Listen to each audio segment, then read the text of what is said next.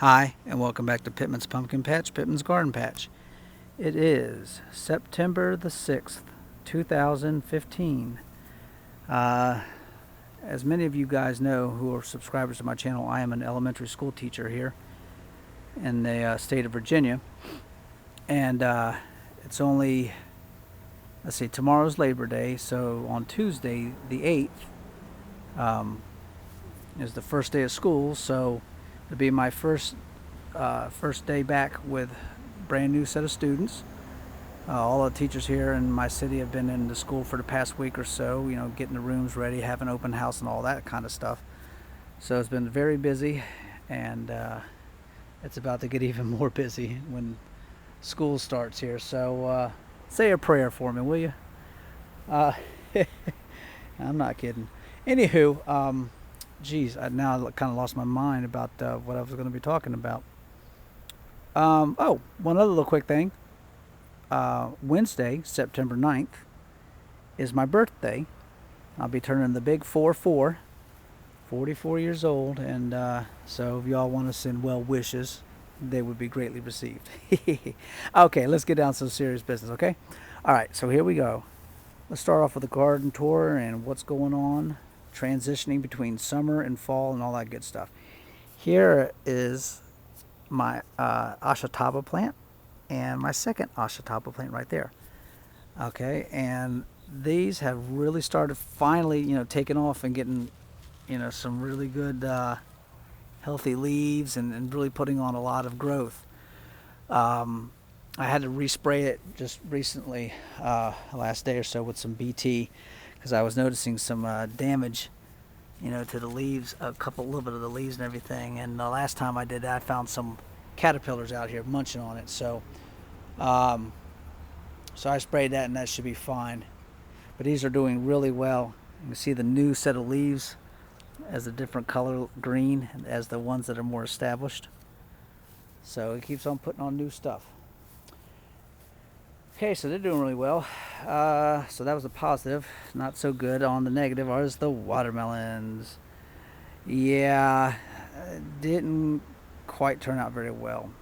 I had a I had a decent watermelon harvest last year, my first time. And I saved the seeds and everything, and it didn't quite do too well.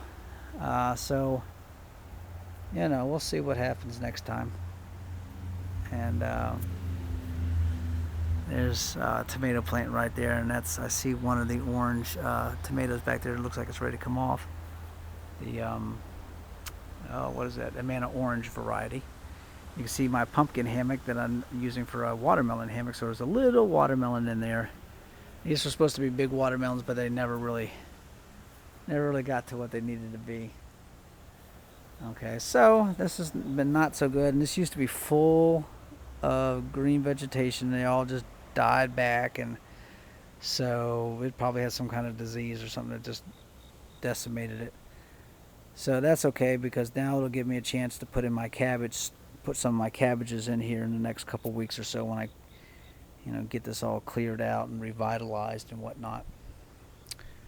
Okay, so on to something a little bit better. The peppers are still going strong. I got tons of peppers that have been freezing, tons still on here. It's flowering all over again. Buku amount of flowers.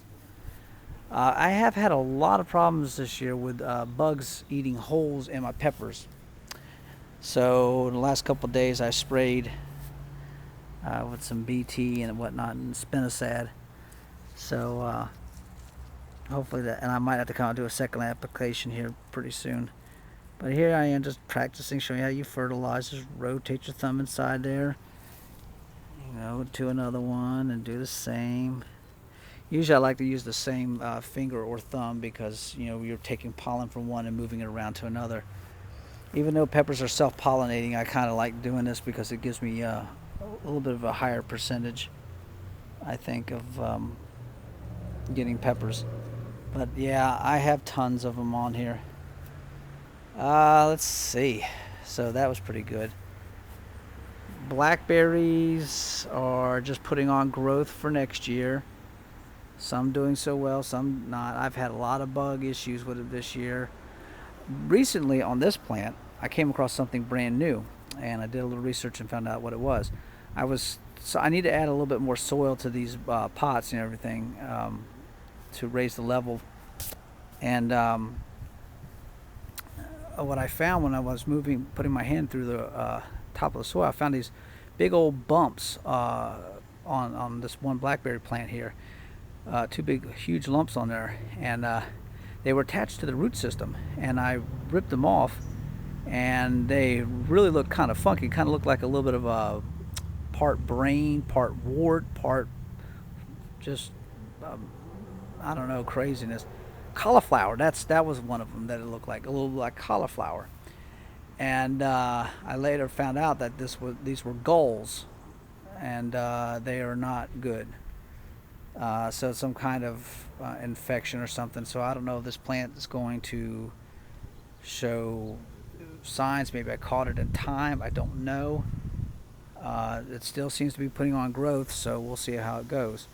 But like I said, they have been attacked pretty well with blackberries, with bugs and everything this year. And hopefully with this irrigation system I got attached here, I won't have happen next year what happened this year, which was that big old heat wave came through, and I guess I wasn't watering enough, and yeah, it sucked all the life out of all of my blackberries I had growing on it. I mean, I had a huge harvest ready to go and lost them.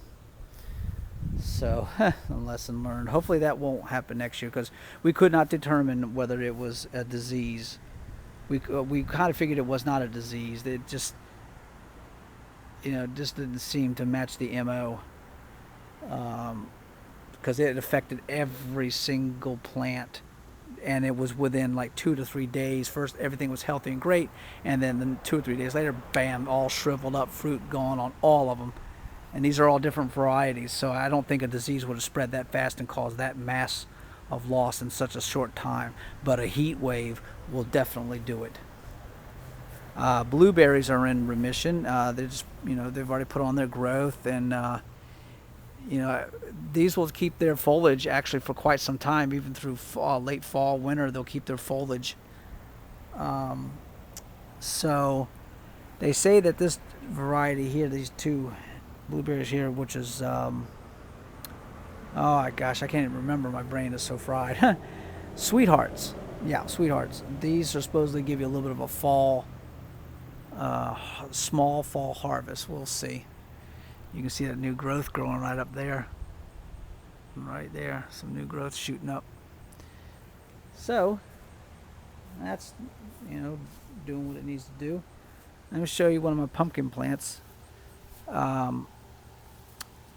Before I show you this, or as I'm showing you this, you guys know I use this tool material here, right?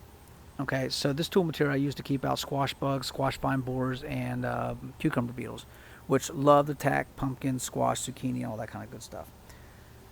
Well, and I also had this other material over there that is made of nylon, and it pretty much does exactly the same thing this does.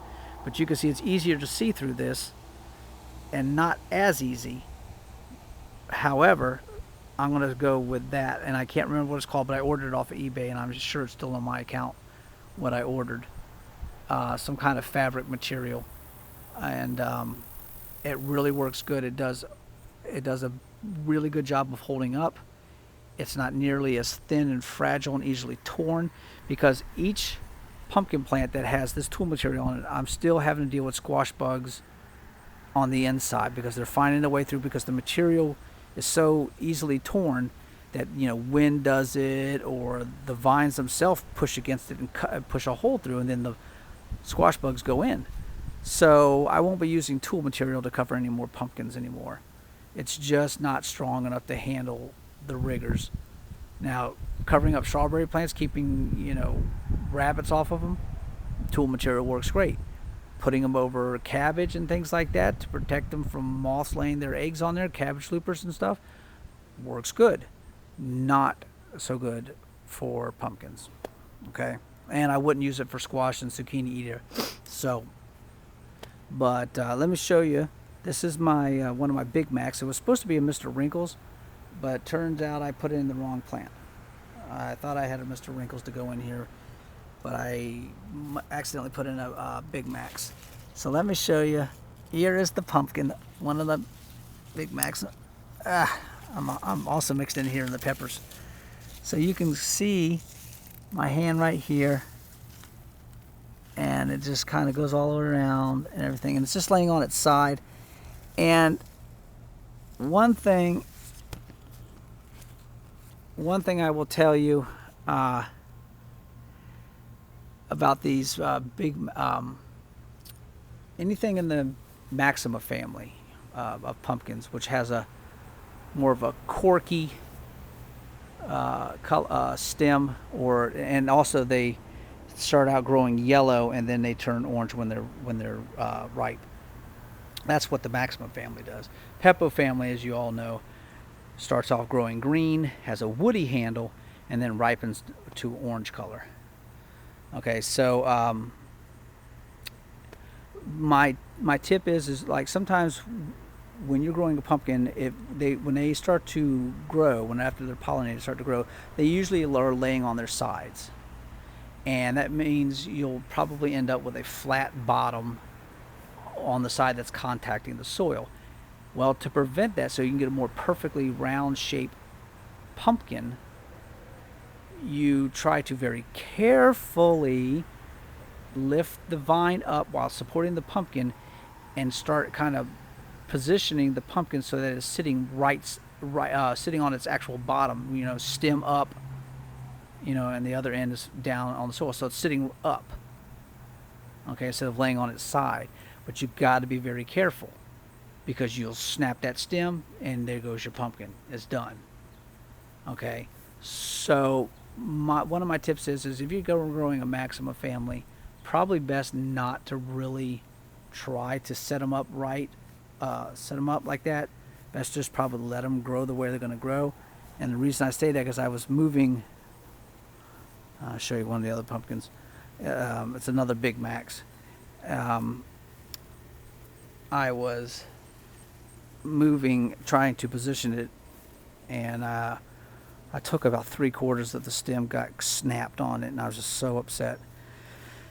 So there it is right there. All right, that's another Big Macs. It's still growing, but it probably isn't going to get as big as it could have been. Maybe you can see that split right there in the center. Looks like a little brown line. Yeah, and I had that thing positioned nicely, and in fact, I was already backing out of here and closing it up, and all of a sudden I heard a snap, and I was like, oh no. Looked back inside, and I was like, crud. So I just kind of laid it back down very carefully and just let nature take its course. And what I get is what I get. Let's show you the other pumpkin over here. This is also a Maxima family pumpkin. It is a Mammoth King pumpkin, and you can see it right in there. And it's probably about done as it's going to be, I guess. I think maybe next weekend I'll cut it off of here and just let it finish ripening as it's going to do. It's more of a peachy salmon color, not so orange, but it's been on there. And in fact, here's a good thing, a little tidbit here. About a day or so ago, right there, see that other female flower right there? That actually blossomed on the same plant here, and that usually happens, the plant will open up a second flower, female flower, when it feels it's ready to handle it. So the fact that the big pumpkin over there that I just showed you is probably ready to come off, and then the plant says, okay, well, since this one's ready to leave the nest, I'll go ahead and open up this one and see if I can get another one before it gets too cold. Well, I wasn't really going to do anything with it because I don't have a whole lot of time to grow this one, but I just sprayed some of that tomato blossom set spray down there, and just whatever happens, so it's no big deal if I don't get it or not.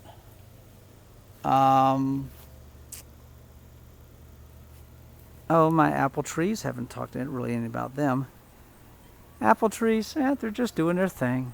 Just I come out and check on them every once in a while and everything, and I'm just trying to learn about them, and we'll see what happens next spring, and go from there. Maybe I'll get some flowers. We'll see. I think I see what I understand to be fruiting spurs. They're like very sharp needle point kind of things on there. But I've read that they could take a year to two to develop before they are ready to bloom any flowers. So I could get some next year. Then again, I could get some 2 years from now. I don't know. We'll see.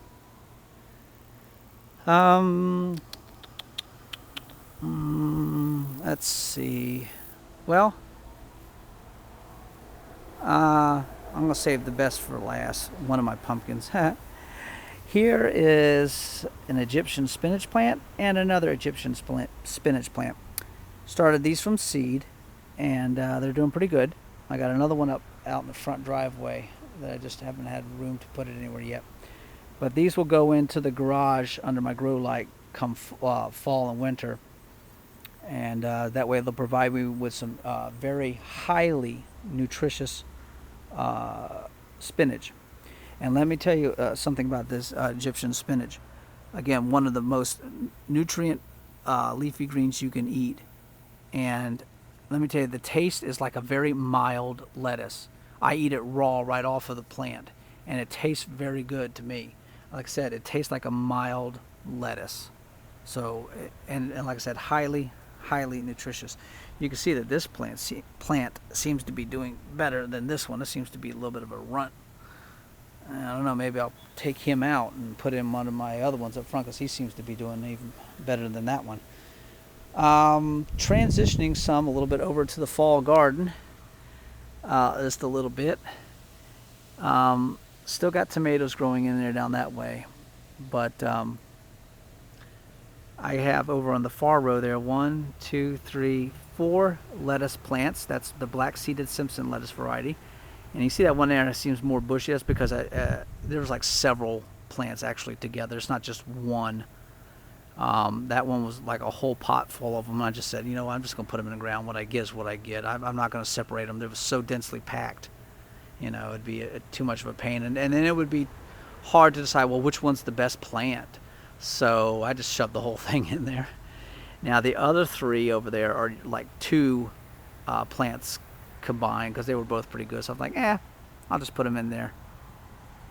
In the middle row here, I have spinach, Bloomsdale long-standing spinach.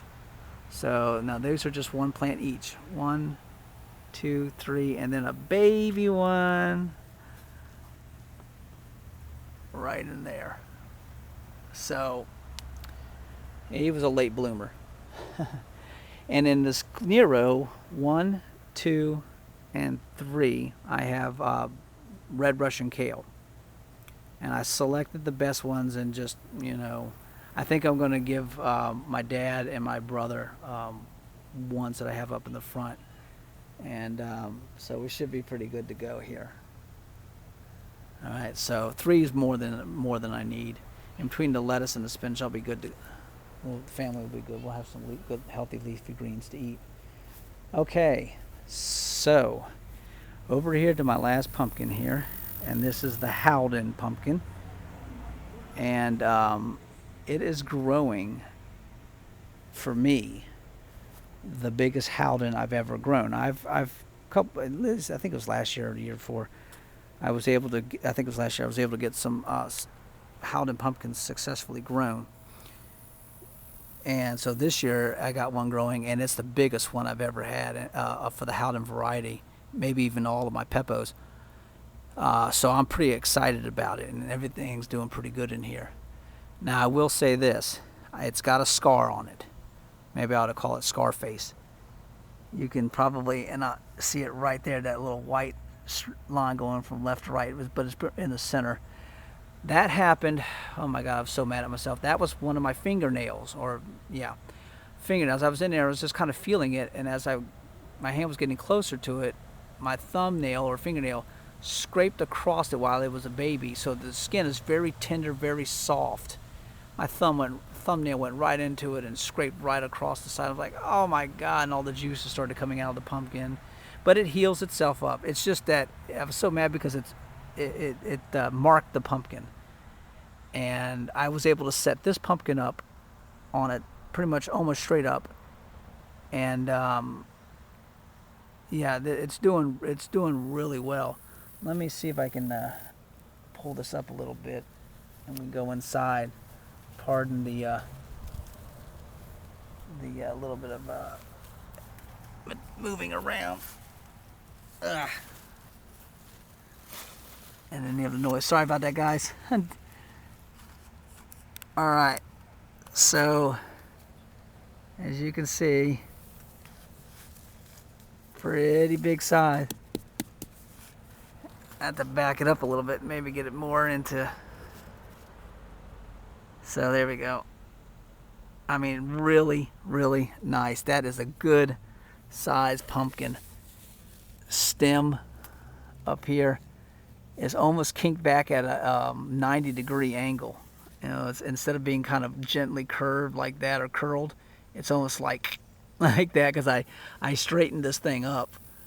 And it's easier to do with the Peppo family pumpkins, but you still have to be careful, otherwise you will snap it. And so very slow movements. Don't be, fast to move it. Take your time, slow and easy, and trust your instincts. If it feels like it's about to snap and the tension's real on there, just let it be. And then you can actually leave it alone for a little bit, come back a few days later, maybe move it a little bit more, sitting it up right a little bit more, and so it gives it time to get used to that new position. So anyways, I can't wait for this thing to start ripening up here. Hopefully it'll continue to keep on growing, put on a little bit more weight. That'd be nice. But like I said, this looks to be like one of my biggest Peppo family pumpkins, and this is a Howden. So I love that Howden pumpkin, probably one of my favorite ones to grow just because of the name. Howden. Halloween. There you go. All right. From Pittman's Pumpkin Patch. Pittman's Garden Patch. Ready for school. Let's go. Thank you for tuning in. And any comments or questions, please post them below. Bye.